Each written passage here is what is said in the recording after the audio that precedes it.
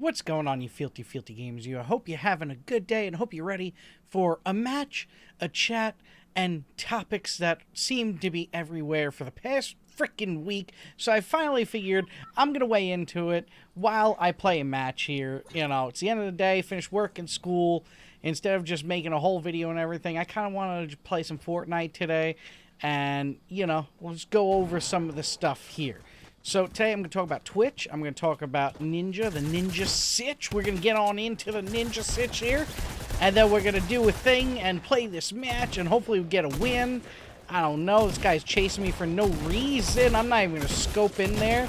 There you go. Bam. Take a 40. Take a 40. Take that. Take that. Golly gosh. You would have been dead. You would have been so dead. How many misses do I have to get?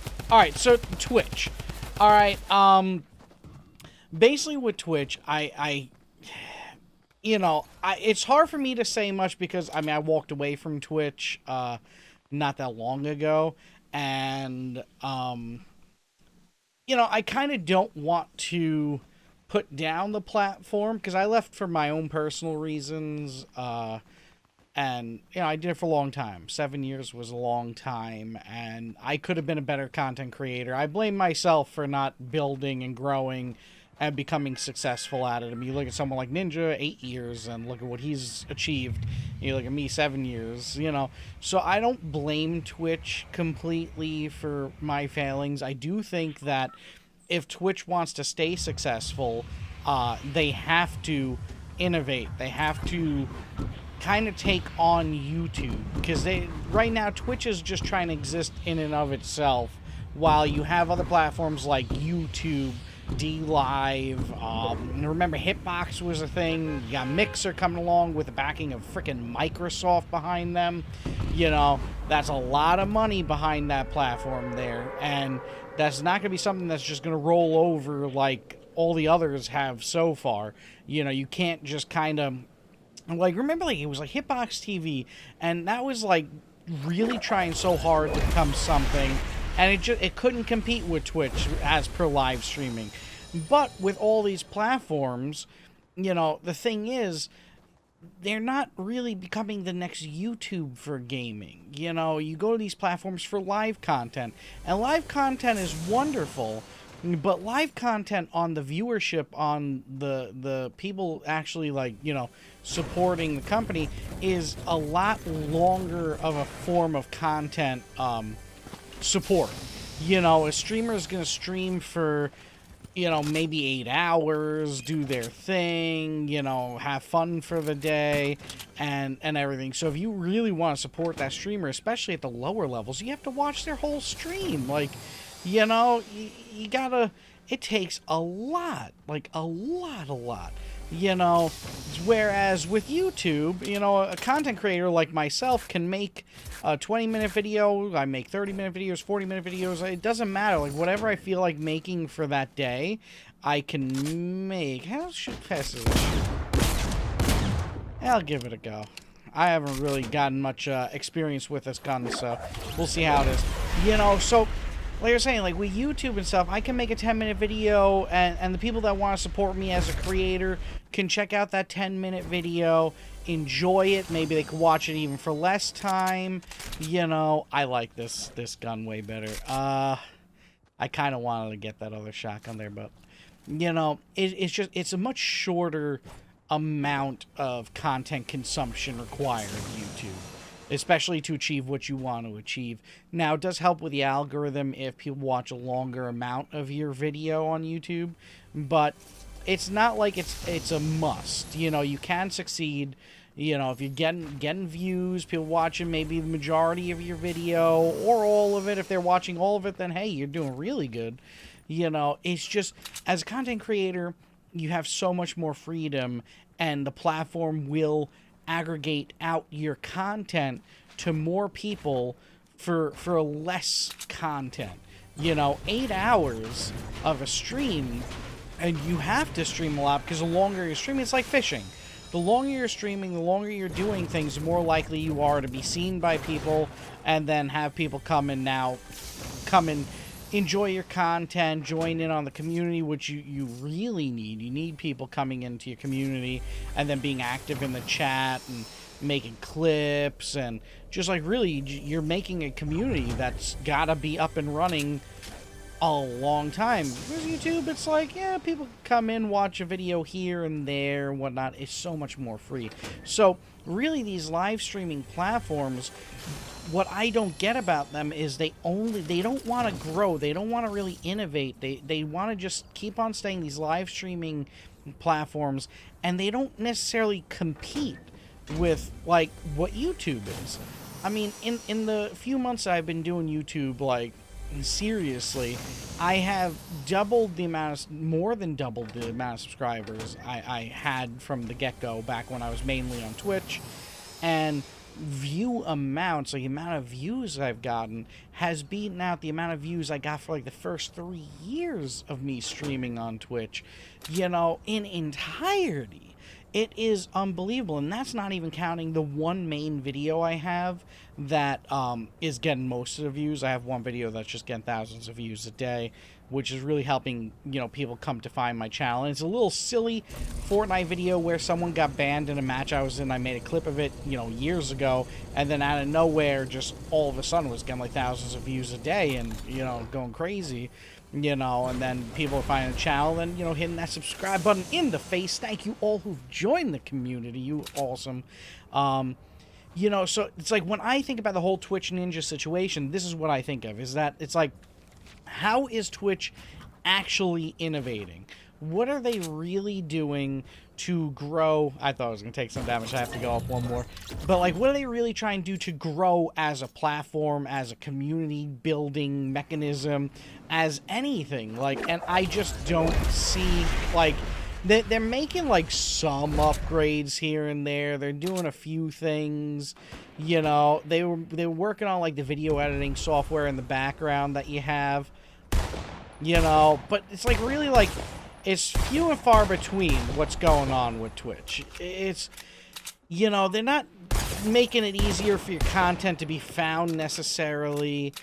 You know, they're doing these, like, the recommended stuff, you know, where that's where they said that they were trying something new for Ninja's channel, where it would show, like, recommended, you know, channels and whatnot on your actual page.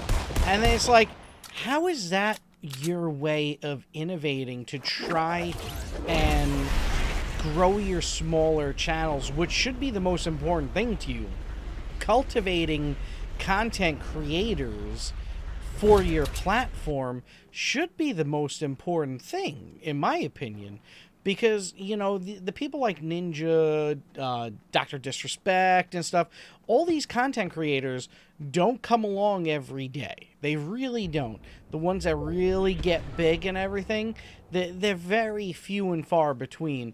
And they are also like flashes in a pan slightly, for the fact that, you know, if they feel like upping and moving and getting out of there, they can. You know, and when you're so focused on a few content creators, then you really get into a bind, and it is a very visible, you know, kind of like situation where, you know, this big move has happened. You know, this big timer has left the platform. You know what I'm saying? So it's like you gotta, to kind of like help yourself, you need as many people as possible, so that, you know, a Ninja can leave and you're like, whatever. You know? Like, why is Ninja like the equivalent of, like, if PewDiePie left YouTube, you know? Ninja shouldn't be the equivalent of PewDiePie. PewDiePie's got over 100 million subscribers. Where is he? Okay. I heard someone flying in. But, like, you know, like, PewDiePie, literally 100 million subscribers, and, you know, if he left YouTube fully, it would be, you know, monumentally big. Whereas Ninja, yeah, he had a lot of subscribers. Yeah, he, you know, he was big for a time there. But, like, lately, you look at his numbers, and, like, you know, he's got 20,000, 30,000. But that's still considered big. You know, that's still considered, like, a big-time content creator on the platform. You know, and it's like, you should be trying to grow more than that. And, you know, what is the Ninjas of the world going to give you in that, you know?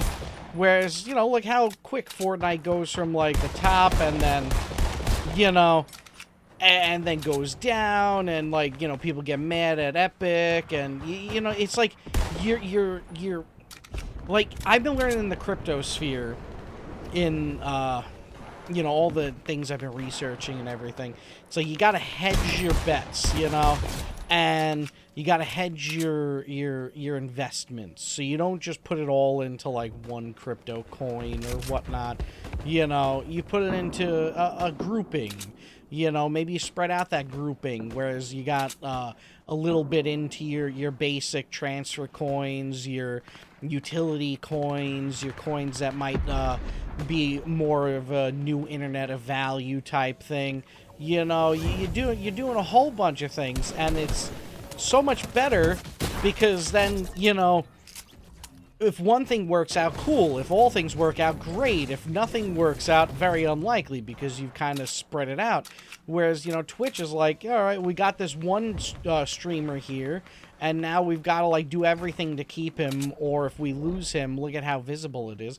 So it's like, I feel like Twitch is doing a lot wrong, and I think that it even gets exacerbated by the fact of all the stuff you're hearing about certain content creators and whatnot getting away with things, and not getting banned and not getting in trouble for things, whereas other creators that are smaller than them are getting banned and are getting in trouble and feeling repercussions, you know, in ways that's like, why is this person getting such a high level of, like, you know, situation, whereas this other person isn't? And then, you know, you're hearing of you know, bigger creators like Ethan from H3H3 and his dealings with Twitch staff, and how, like, they were like, nah, don't worry, like, you know, it's okay, we take care of our, like, you know, bigger creators and whatnot. And it's like, you know, now you're getting into this situation where it's like, these things they're just doing everything in such a visible way, you know, a visible way that doesn't need to be done that way. You know, like, there are safer ways to go about these things, and the best way to do it is have good regimentation of your rule set, you know, train your staff really well, make sure everything is fair, and, you know, have a way for, like, this platform to be used the way it's supposed to be used, for people to come and be found, to kind of build up your low-end content creators to the large, you know, so that you can find, like, the next Ninja easily, or I would say more so the next Dr. Disrespect. You know, you watch Dr. Disrespect stream, and it is an entertainment thing. You're seeing like a TV show in some ways. You are seeing a full-on character TV show where, you know, he's got all these different layouts, everything, you know, working with his community, talking and everything. You know, a lot's going on there. You know, there's some channels I saw. There's one channel like Defects or something I saw a while ago. Dude's dressed up like a cyborg and hanging out on the street, but no one ever hears or sees of his channel, you know, because how are they going to hear or see about his channel, you know? It's like, to be able to find him, you gotta go to, maybe you're lucky enough to go to the game he's playing that day, then you gotta scroll down for like 50 million years to go and find his channel. You know, there's no way to search and find content on Twitch, really. I mean, they do have a search function, but, you know, think to yourself, like, when a new game comes out, and you want to see what the game is about, are you going to go to Twitch, or are you going to go to YouTube? Are you going to go somewhere else, you know, to see an actual, like, clip and playthrough and something that you can see in, like, 5 minutes or, you know, a 10-minute video? Whereas on Twitch, you're going to have to, like, you know, find a channel. Hopefully that creator talks, you know. If they don't talk, then, you know, you type it in your message. Maybe they don't talk for like 30 minutes. And then, you know, you're moving on to another channel. You gotta watch an advertisement on that other channel. You gotta, you know, go through like this whole, like, uphill battle to then find this one bit of content. Whereas on YouTube, you could have just, like, searched it, right? And you would have found a video in, like 20 seconds. You know, you would have found a video with a creator who's really good at making a video, and you'll probably find it before a game comes out even and everything. You know, so it's like, how do you find your content creators on Twitch? You get lucky someday. Maybe they happen to be on at that moment, you know, and you get the chance to watch them, and now you've got like a new creator that you watch, you know, and like it's just not, I don't feel it is gonna work for them in the long haul. Like, I think that it really starts to show in the fact that you know, they are taking these moves against, like, you know, Ninja, and, you know, trying out different mechanics where they're showing other channels on streamers' channels and stuff. And I did find out that whole thing of putting, like, recommended channels onto, like, an offline channel, they have been testing that on multiple channels. So that was legit. They have been testing it, you know. It is a real thing, and, you know, it wasn't just like they were mad at Ninja. And they have been, like, taking check marks from, like, creators that are, like, you know, real-time big creators, partner creators on Twitch, and they have been taking that away and, you know, not letting you stay as a partner if you go to another platform. I mean, even for affiliates, if you stream on another platform, you're not supposed to do that. You're supposed to wait a whole day before you can put, like, a live stream up onto another platform as an affiliate, which was another one of the reasons why I was like, I gotta stop with Twitch and move away, you know, because it was a little bit ludicrous, you know. By the way, that was a pretty cool match. But yeah, Twitch needs to do a lot. And then on the Ninja thing, I can't blame him for moving to another platform. Ninja's trying to do a lot. What I feel, my personal thought on the Ninja thing is, I think they offered him the ability to do live, like, actual events. I mean, you look at the whole Lollapalooza thing, didn't he live stream at that?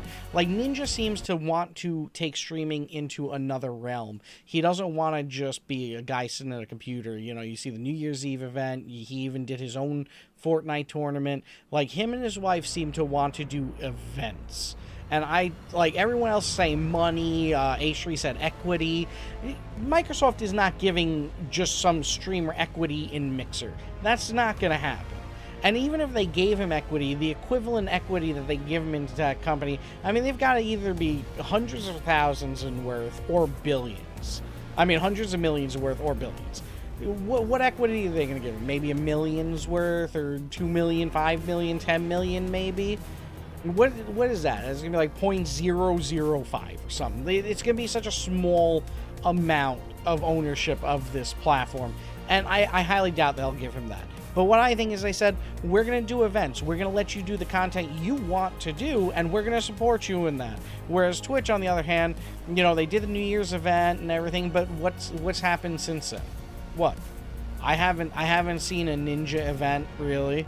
You know, so I think they came in and said, hey, we're going to give you the moon as per events, and we're going to be seeing Ninja doing a ton of new things, new style of things, and he's going to grow. And hey, more power to him. Good for him on that. You know, as per content creator, especially in the gaming sphere, I really hope we get more content creators that succeed and grow into new venues and do different things. That'd be amazing. So, I don't know. For me, my thoughts is, Twitch is messing up left and right now. I think they need to really, you know, batten down the hatches and ask themselves, what are we trying to be? You know, they keep on saying they want to be a live streaming platform, but it's such a hard thing to figure out, and I'm sure they're really trying, but it's a hard thing to figure out. How do you grow your lower creators on a live streaming platform when all the content now has to be live? And in my opinion, I know it's not live streaming, but they need to have a better search. They have to bring functionality for the people who will make content that will be pre-made content to upload, and that needs to be able to be findable. It needs to be a better search engine for these types of things, so you can find the content creator that is making content. And maybe only if they stream once a week still, you can still monetize ads on the videos that they put up and then those live streams that they do. And if it becomes just a scenario where, you know, these content creators are only streaming once a week or twice a week, I'm telling you, people will still support with their subscription funds and everything, because it's such an easy way to help support your content creator instead of having to go to an external source. Like if on YouTube you can do the join button now, but you know, you go into Patreon, you go into all these other things, whereas on Twitch you've got your bits that people could donate, you have your subscriptions, you have your Twitch Prime, you have so many easier venues for that, and people will still support a content creator that streams once or twice a week as long as the rest of the week they're making videos that you could watch. You know, so they need to grow. They need to become something more, because you know what? I do feel we're coming to economic worries in the future.